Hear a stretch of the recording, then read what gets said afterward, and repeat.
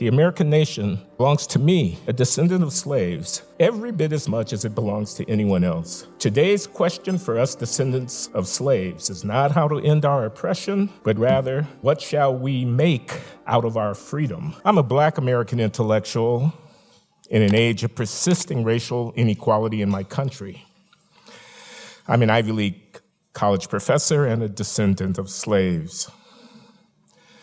I am a beneficiary of the Civil Rights Revolution, which has made possible for me a life that my forebears could only have dreamed of.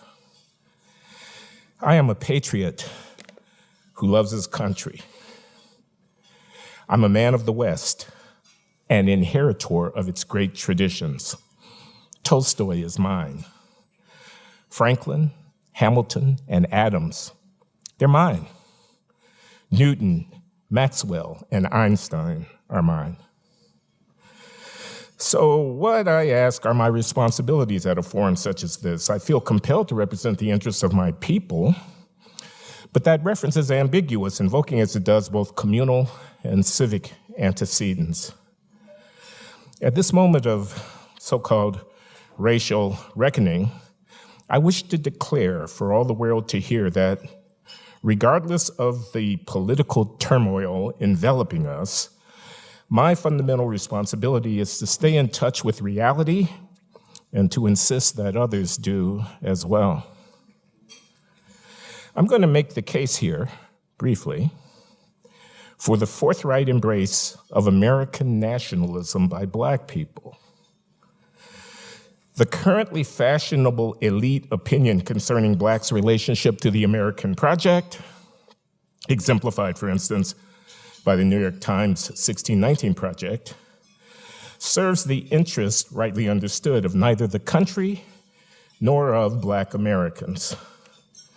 This America ain't so great and never was posture is a sophomoric indulgence.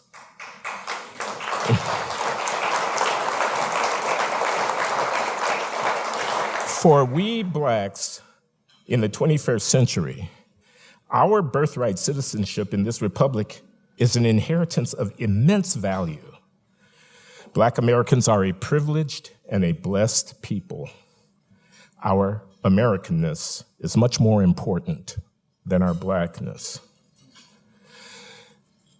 The Civil War left 600,000 dead in a country of 30 million. The consequence of that war, together with the 13th, 14th, and 15th Amendments enacted just afterward, was to make the enslaved Africans and their descendants into citizens. In the fullness of time, we have become equal citizens. Should that have taken another 100 years? No. Neither should my ancestors have been enslaved in the first place. But here's the thing. Slavery has been a commonplace human experience since antiquity. Emancipation, the freeing of the slaves en masse, after a movement for abolition, that was a new idea. It was a Western idea. It was the fruit of enlightenment. It was an idea brought to fruition over a century and a half ago in our own United States of America with the liberation of 4 million people, an achievement which would have been impossible but for the moral commitments and philosophic insights cultivated in the 17th and 18th centuries in the West. Ideas about the essential dignity of human persons and about what makes a government's exercise of power over its people legitimate. Something new emerged at the end of the 18th century in America. And the subsequent extirpation of American slavery led to something that advanced the morality and the dignity of humankind, namely emancipation. It is a fact that abolition and the incorporation of African-descended people into the body politic of the United States, these were monumental, unprecedented achievements for human freedom. So, I say to you here and now, without equivocation, that the American nation belongs to me, a descendant of slaves, every bit as much as it belongs to anyone else.